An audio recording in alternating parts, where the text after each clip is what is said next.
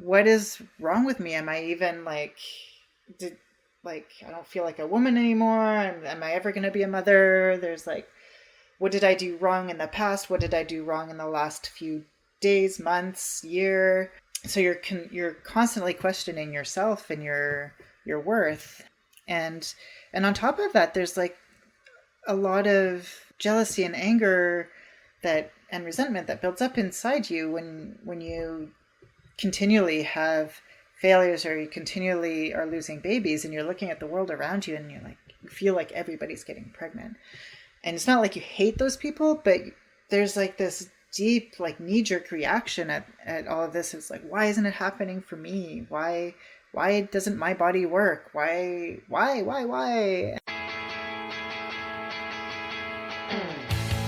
Welcome to And Then Everything Changed, a podcast about the pivotal moments in life and decisions that define us. I'm your host, Ronit Plank.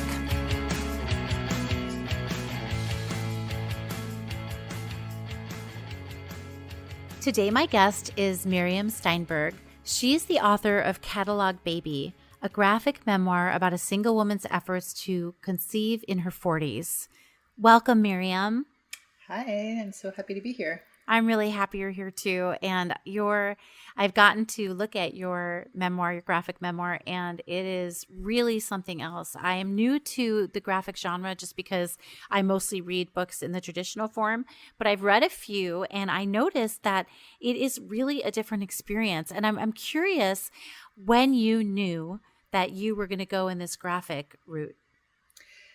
Well, at some point, probably about halfway through my journey trying to have kids, it kind of got to the point where it's like, this is a story that needs to be told. I couldn't find the resources that really spoke to me. Like either they were too technical and sciencey, or it was like little vignettes that were completely out of context and didn't really do anything for me.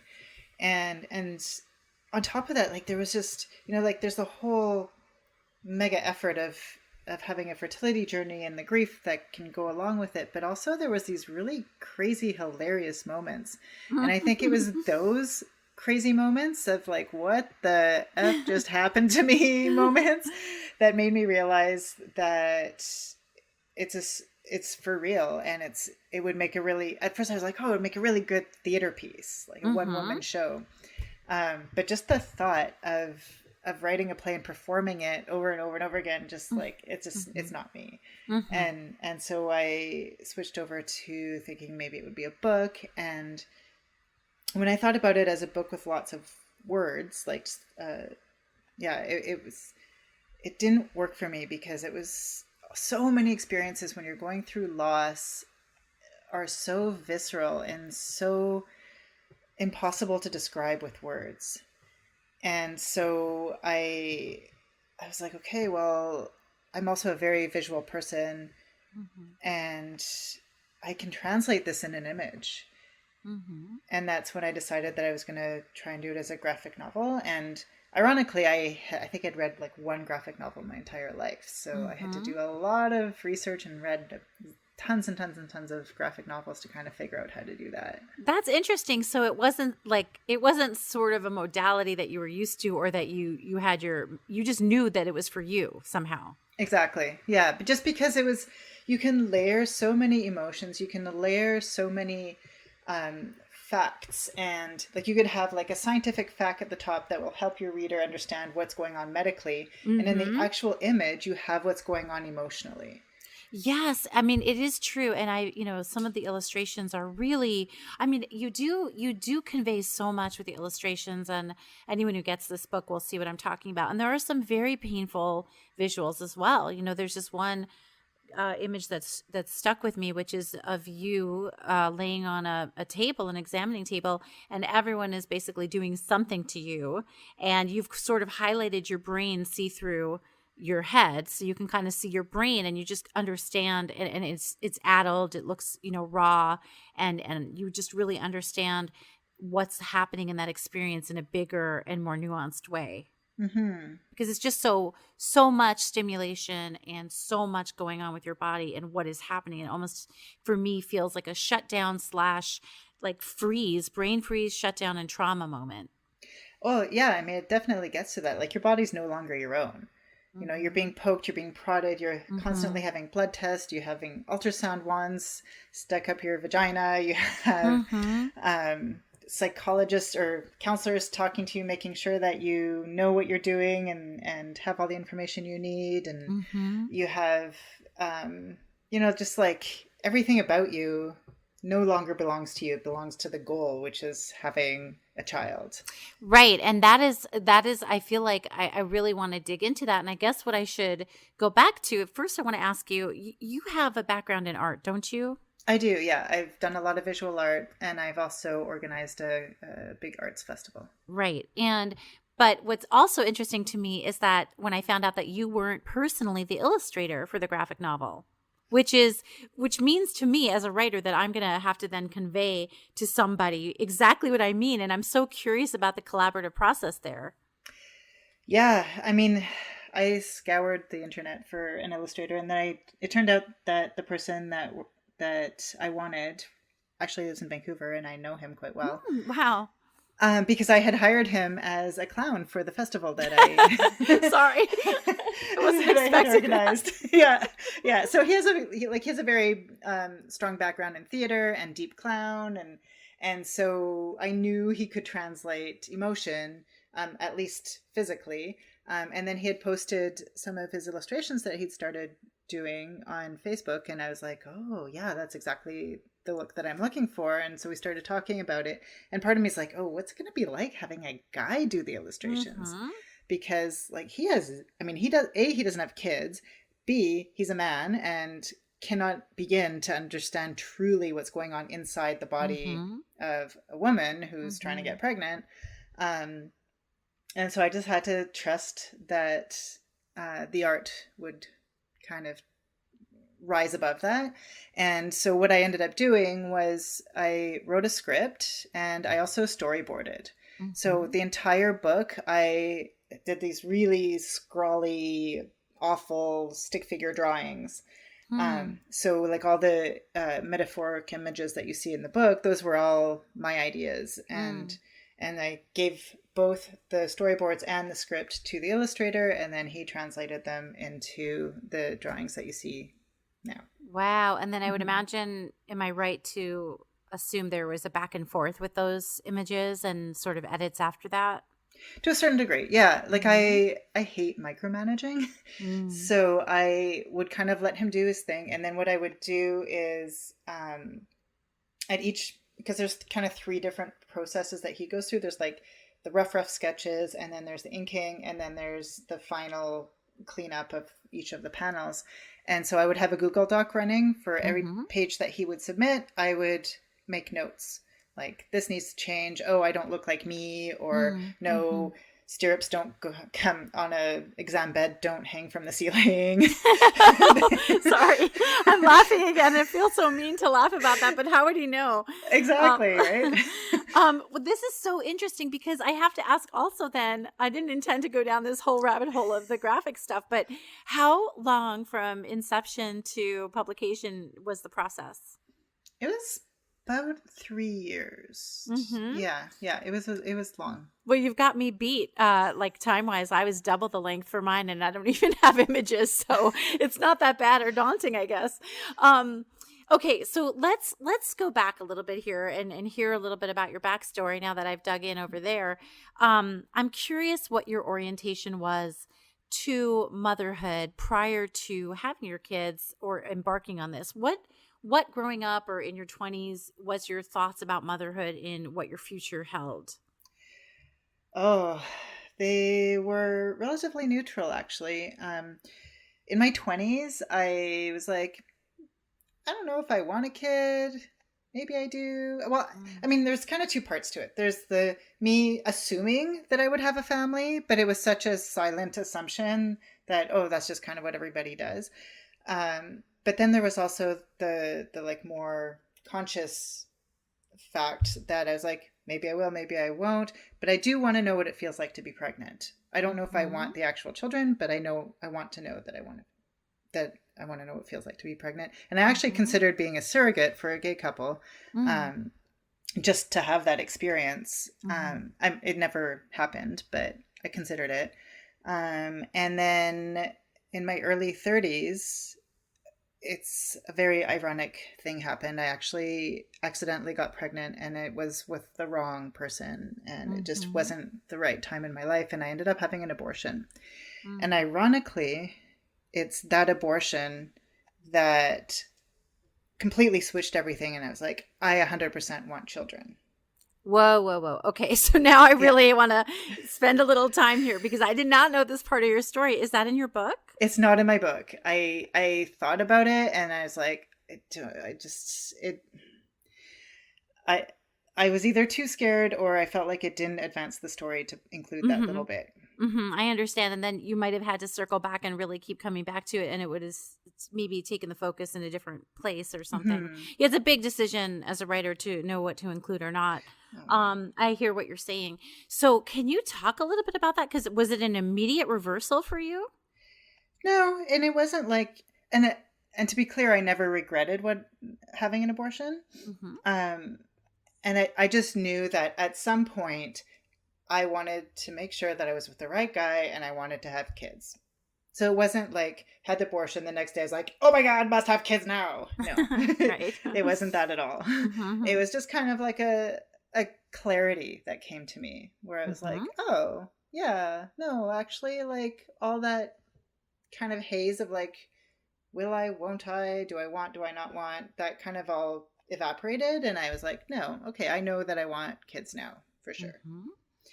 Um, and then I just continued on with my life, and I was organizing this festival, and I kind of got completely subsumed by the festival, and I forgot to do the things necessary to have a family. Mm-hmm. And were you getting any kind of interest from family members? I don't know what kind of concern or hope they had. Were you hearing from any relatives about you should really have a kid, or was it not something they cared about?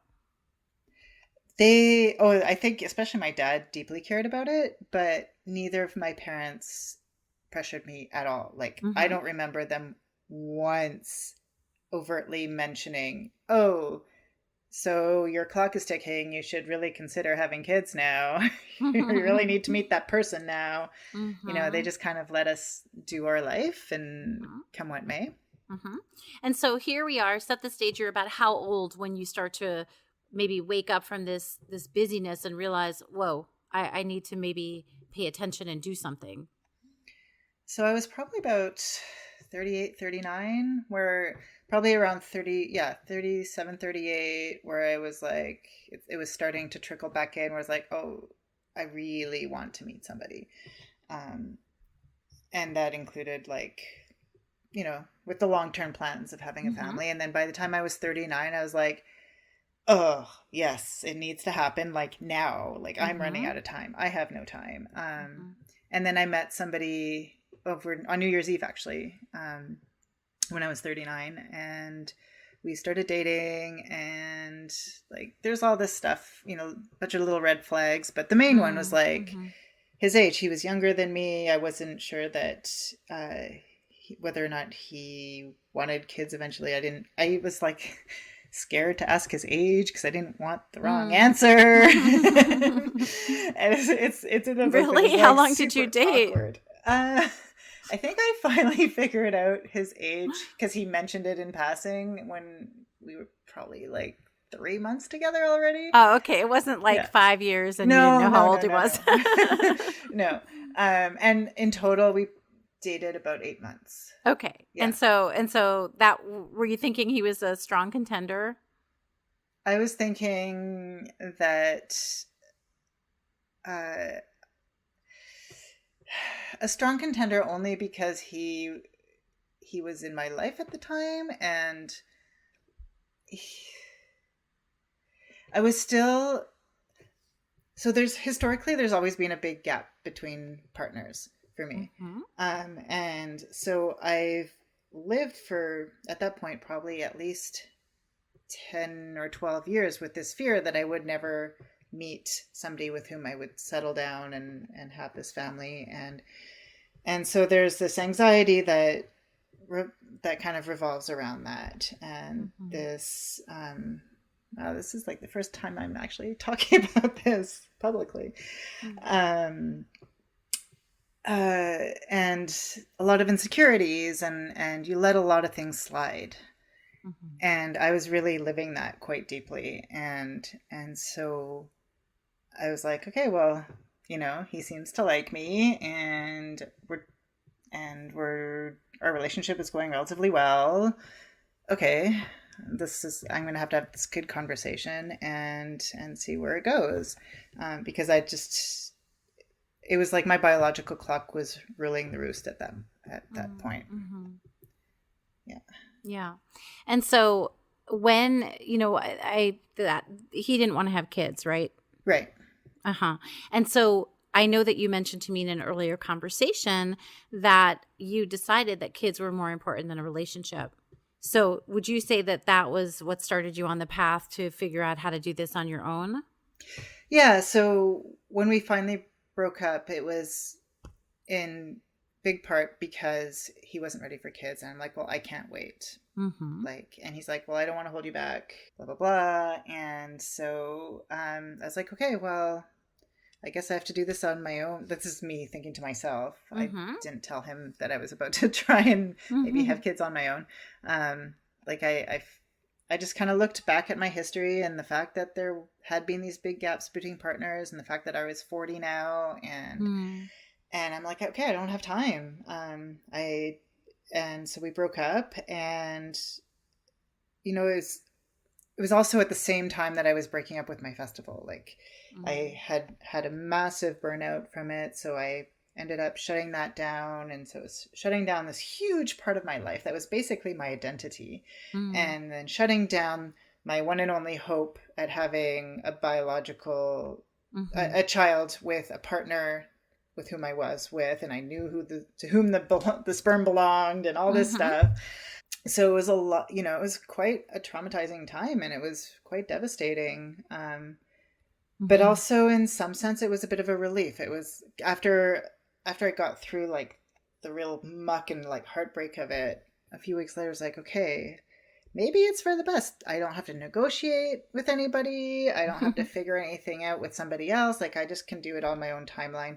And so I'm going to give myself and time like until my next birthday. If I don't meet anybody, then I'm doing it for sure. And then I also kind of gave myself permission to at least book an appointment, because I knew there was going to be a waiting list, and there was. I think I booked it in December, and I couldn't get an appointment until May, and my birthday's in April. So it all worked out very serendipitously. And then so it is interesting when you talk about it this way. I'm reminded of how the changes happen, but it's the decision to change, or the changing, that's the most painful sometimes. The letting go of the thing you wanted, or the realizing that something that you had in mind may not happen, and then you have to kind of destroy that old idea, and that's a really painful part. Oh yeah, it's like tearing your guts out sometimes, I mean, I cried so much, and I was in physical pain, like just from the stress of it all. And at that time I was climbing a lot, and that was basically my savior. I would climb like 3 or 4 hours a day just to kind of clear my mind and make space and heal. And but yeah, it was really a huge moment of change, and very painful, and very this new world, and having to rebuild my identity from scratch. Yeah, and it also feels like there was this I feel like you were kind of solitary. Like you I'm sure you had friends to talk to about this, but it feels to me like this decision is such a solitary one. Well, it has to be solitary. Yeah. Because you don't have a partner. Again, it comes with the negotiation bit, right? Like you don't have anybody that you have to figure stuff out with. You don't have to depend on somebody else's timeline, somebody else's emotions. It's everything has to come from you. Like, is this a decision that I want to take? Is this, does this work with my timeline? Do I feel like I'm emotionally strong enough? financially strong enough, physically strong enough. Like all these things come into account, and it's all stuff that is deeply personal. Mm-hmm. And so, for people who have not been through this experience themselves, can you explain the difference between the different types of procedures you had to undergo to get yourself ready? And I realize this is very much about in the book. So I realize you're not going to give us everything right now, but just like a primer on what you had to, deal with. I mean, in the very beginnings, it's all about testing your hormones, seeing if physiologically everything is working, your uterus, your ovaries, your fallopian tubes, your cervix, like making sure just structurally you're good, mentally you know what you're going into. So it's a lot of that. So it's quite invasive a lot of the times. And then because you're doing it on your own, you have to find a sperm donor. Mm-hmm. And that can be really complicated because there's all these possibilities. You can choose a known donor, an anonymous donor. Do you go some rando on Craigslist? Do you go to a sperm bank? What are all the possibilities? And you really have to kind of see where your priorities lie, what kind of legalities are around it, because that's a huge part of it. And with a known donor, there's a huge amount of legal stuff that goes into it. And even if it's somebody that you never will see ever again, if you have sex with them, they can claim paternity at any time. Wow. Yeah, that's a little frightening. It is, right? Yeah. So which direction did you go in? It depended on where I was at in my fertility journey. So when I was doing the IUI, which is basically the turkey basting at the clinic, I went with sperm donors from a sperm bank. And I ended up using 2 different donors because one of them, the first one, I'd had 1 miscarriage and lots of unsuccessful pregnancies. And then, so I switched to another anonymous donor. I did 1 DIY with a friend of mine. We didn't have sex, but it's in the book. I think it's one of the funniest moments of my entire fertility journey. I have no idea what scene you thought was the funniest in the book, but for me, that one definitely stands out. Yeah. Well, I mean, it's such a variety of conversations you would never have unless, you're in this specific situation. Yeah. It's so, okay. So then, and I know there's, again, there's a lot of nuance to what you experienced. And I know you had miscarriages. I know that you had months in the hospital.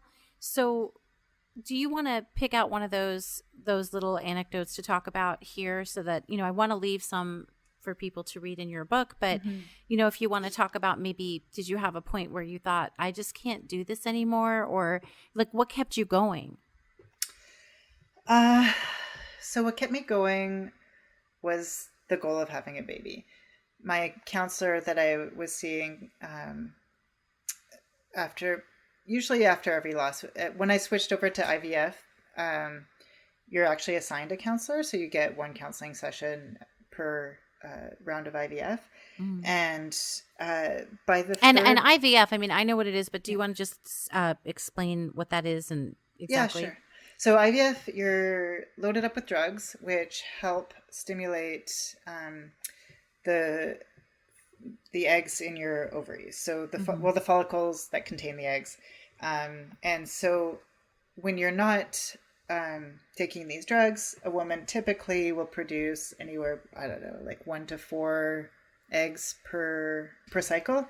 And I mean, that being said, like a woman is born with all her eggs, but during each cycle, 1 to 4 of them just kind of grow in the ovaries and become a possible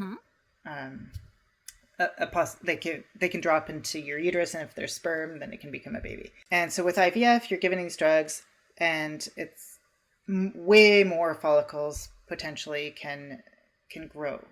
And so then they remove the follicles once they are at a specific size, and each follicle hopefully contains an egg, and then the eggs are put in a petri dish with the sperm. They have a little happy dance, and hopefully blastocysts are created. And the blastocyst is the group of cells pre-embryo. Mm-hmm. And then you have to hope that if they do get created, that they're viable, right? And then at a certain point, they're implanted. Right. So, I mean, there's two ways you can go. You can get them tested, which I did because I did have one pregnancy with a baby who had a genetic fetal anomaly, and I just couldn't go through that again. But loads and loads of people have their blastocysts and don't get them tested, and you can look at the shape of the blastocyst and you can see whether it's deformed or not. And if it's not deformed, then it's a decent embryo, hopefully, but you just can't see the genetic makeup of it. And then those are transferred into your uterus. And if you get them tested, then they do a biopsy of the embryo. They go into the freezer. You get the test results back, and then you have a better idea of which ones have the chromosomes the way they should be. And then you get them defrosted, or one or two, usually it's one, defrosted and transferred into your uterus. And bada bing, bada boom, hopefully you're pregnant. And so all told, I guess how many IVF, would you call them, how many embryos did you have? How many cycles did you go through? So I did 3 cycles of IVF. The first 2, I had a decent number of eggs, but none of the blastocysts came back as viable. So I basically had to start from scratch every time. And on the third one, I had 1 embryo that was viable, and I transferred that one, and then I promptly miscarried it. So it was extreme. I can't imagine how that feels. It's terrible because, you're thinking like, what is wrong with me? Am I even I don't feel like a woman anymore. Am I ever going to be a mother? There's what did I do wrong in the past? What did I do wrong in the last few days, months, year? So you're constantly questioning yourself and your worth. And on top of that, there's a lot of jealousy and anger and resentment that builds up inside you when you continually have failures, or you continually are losing babies, and you're looking at the world around you and you feel like everybody's getting pregnant. And it's not like you hate those people, but there's this deep knee-jerk reaction at all of this. It's why isn't it happening for me? Why doesn't my body work? Why? And Yes, I was going to ask you about that. I would think it would be really hard, because it's almost like there's 2 groups of people: the people who are getting pregnant without help or any kinds of seemingly without any complications, and then the people who are going through all of this just to try to bring forth life. And I can imagine that you must feel it from all sides when you're going through this. Oh yeah, and you have to be really protective of yourself and of your heart. And also really protective of your friendships, and be aware that what you're feeling, a lot of the comments that you find super duper triggering might come from a good place from the other person, and they just don't know how triggering it is for you. And so it's really hard to navigate that, because on the one hand, you sometimes just want to punch them in the face, but also you have to be no, they're my friend. They actually mean well. And you kind of have to suck it up a little bit and just rage in your own little corner, or rage on, if you're in a support group, that's kind of where you would be rah! Which I highly recommend, support groups. And if you have, close friends, I cannot speak highly enough of the community that I had around me, and the importance of having friends and family, or at the very least, some friends. If your family's not supporting your journey, or if your friends aren't supporting your journey, just distance yourself from that. You need to help. You need to be surrounded by people who love you and who support you and who will help you, who will feed you when you're down, who will just sit there and listen, who won't judge you for your decisions, and who may not understand what you're going through, but isn't going to compare your journey with somebody else, or isn't going to just disappear, ghost you because they're like, oh my God, I can't handle another sad story from this person, right? Yes. I spoke with a friend of mine who I didn't know. I met her more recently, and we were talking about this subject. I mentioned to her that I was going to be interviewing you, and she told me that she herself had gone through a 10-year journey, and she felt she felt the 1990s were her lost decade because of this. And I wonder if it was really painful for her, and she and her partner went without vacations, went without nice things so they could save for IVF and save for all these treatments. And I think, are you in contact, or did you know people in your support group who didn't end up having children?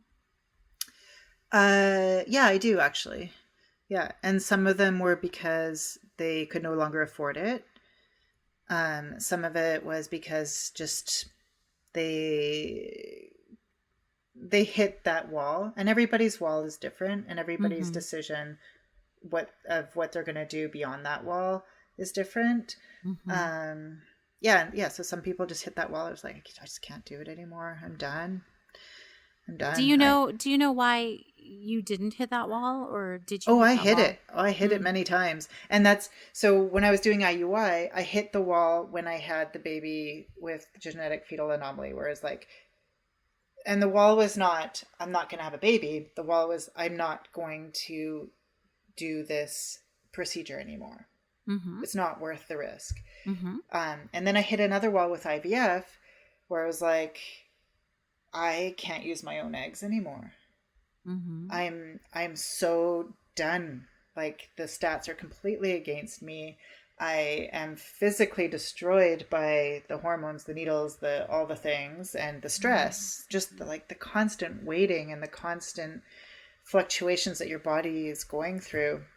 I just couldn't do it. And I ended up with pneumonia for a long time. I think I had walking pneumonia from September till January, and then I had full-blown pneumonia for about a month in January. And it just from the stress and from beating my body up.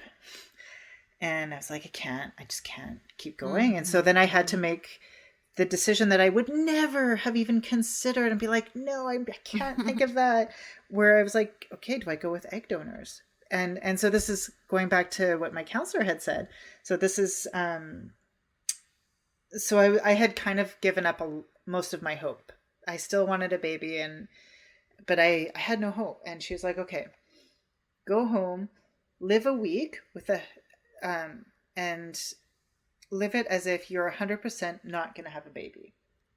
How does that feel in your mind, in your body, in your soul? Yeah, just live it 100%. And then live a second week, 100%, you are going to have a baby, and see how that feels. And so I started with the I'm not going to have a baby part, and I think I lasted I don't know, a couple hours. No, this is not for me. Right. Wow. Okay, so then I had to figure out logistically, did you consider adoption? I'm sure people have asked you that, but I have to tell you, this is the first time that popped into my head in talking with you, but I'm sure people said that to you, right? 99.99999% of people said that to me, and it really became a trigger point for me. And I just, I couldn't handle it anymore. I'm like, no, I am not ready for adoption. Yes, I have thought about it. I have researched it. Adoption is not an easy solution. It's expensive. It's takes just as much time. You may or may not end up with a baby. If you do end up with a baby, if the birth mother is still alive, she can change her mind. She has a grace period of, I can't remember how long it is in Canada, but I think it might be up to a year, where she can change her mind and take her baby back. So there are absolutely no guarantees. You have to go through the social work, interviews with social workers.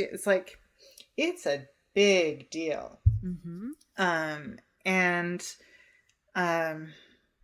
also you just have to be really emotionally prepared for it. Adoption, people who are fertile are never asked that question.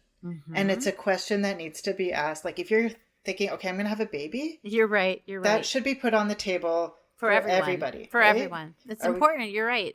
Yeah.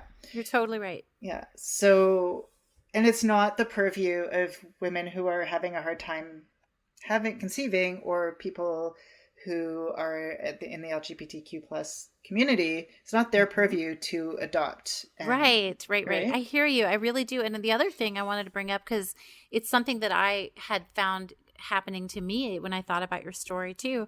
And I think I mentioned it when we talked the first time, is there any misunderstanding or misconception about the socioeconomic status of people who go for this? Like, because I thought it would have to be someone who had resources. And yet my friend who I mentioned before for 1 decade, that it actually is for lots of people, like working people do it, people without a lot of funds do it. It's just there's really no class element in it.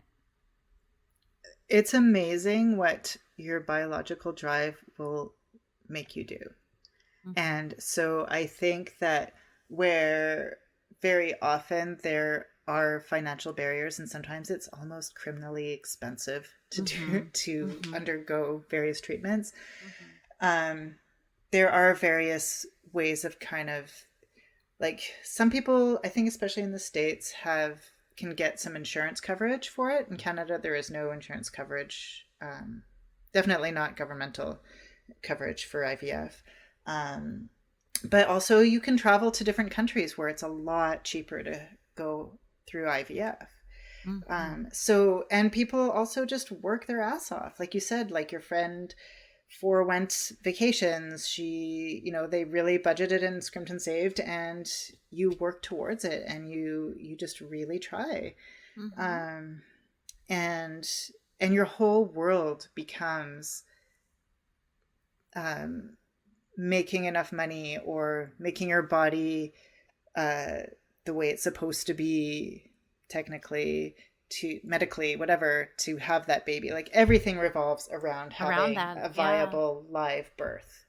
And you said to me, this really struck me. You said, I am not a failure as a human, but my body failed me. And is that something that you felt for a long time? And do you ever feel that way still? I definitely felt it through most of my pregnancy journey. And I felt it through. It's a difficult question, because when I finally did have my live birth, even that pregnancy was extremely challenging. And the first 2 months, especially after giving birth, we lived in the NICU. And so, on the one hand, I collected all my resources. Like, it feels like pure luck, to be honest, that I finally got my rainbow babies. And why are they called rainbow babies? Can you tell me? It's just, as far as I understand, it's just the term that's used for babies that are born after loss. Okay. So if you've had a miscarriage, or other way, like maybe you had a stillborn, maybe you had a miscarriage, when you have a live birth afterwards, they're just called rainbow babies. Yeah. It's like the rainbow after the storm. Of course. Yeah. I didn't. Yeah. So this issue of your body and what it's supposed to do, and the expectation, and what is a woman, and what is a mom, and what makes a mom, and what makes a woman, has that changed at all for you going through this? It has, because now, like, people ask me, "Oh, are these your only kids?" And in my head, I'm like, "No, actually, I have 4 other kids, but they just didn't make it earthside." So I sometimes, I'm like, yeah, they're the only 2 that made it. So it's really important for me to acknowledge the 4 babies that I lost. And I think I'm still, like, right now, 2 years later, like, I'm battling still the postpartum body. I'm battling the way that my body has transformed throughout the journey, from the first pregnancy all the way to now. because there's so many days where I don't recognize it. And I wonder what would my body look like if Dahlia, the first pregnancy, had been a live birth?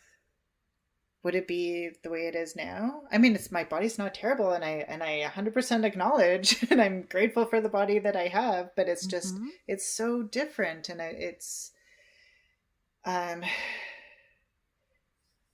and I think the fact that I have the twins that I have has reconciled myself a little bit to the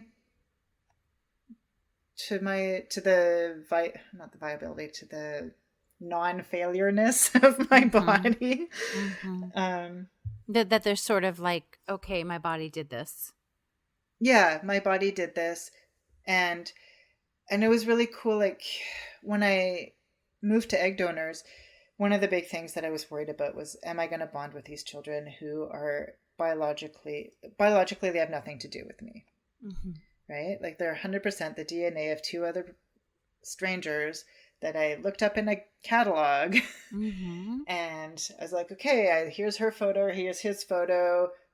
Did they kind of match? Do I think it's going to be a nice looking baby? Is it going to, like, what's her IQ? What's his IQ? What's her health history? What's his health history? Okay, do they mix? Do they match? Like, what, it's like this weird process. And does she kind of look like me? Is he somebody that I would normally be attracted to? Like, all these factors came into account.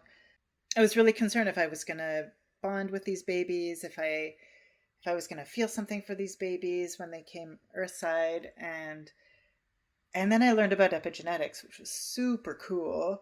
I've heard of this, but can you just explain it briefly? Because I'm trying to jog my memory here. Yeah. So as far as I understand it, it's epigenetics is the way that your DNA reacts to the environment in which it is.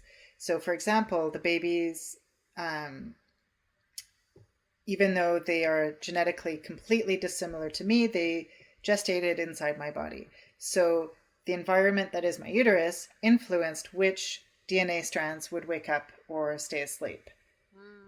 And so it could turn out that they would have traits that were similar to me and where I would recognize myself in the babies.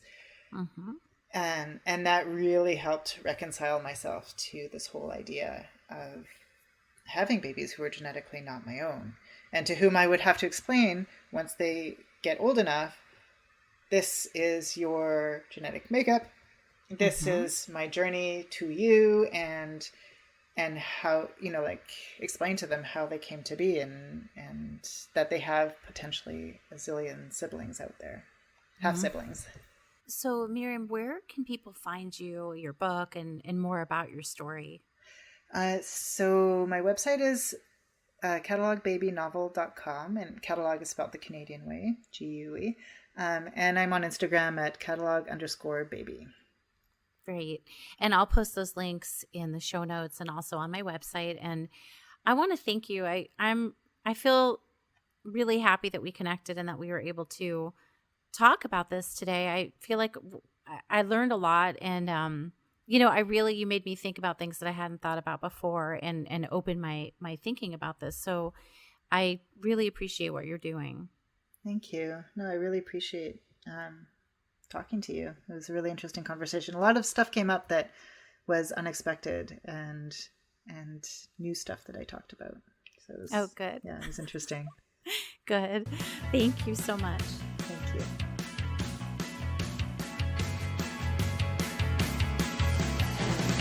Thank you for listening to And Then Everything Changed. For more on this episode, photos, and other episodes you might like, please visit atecpodcast.com. You can connect with me and learn more about episodes on Facebook, Twitter, and Instagram also. Just search for my name, Ronit Plank, RONITPLANK, and you will find all the updates. If you like this podcast, please remember to subscribe and also rate and review so other people can find it. Thank you so much for listening.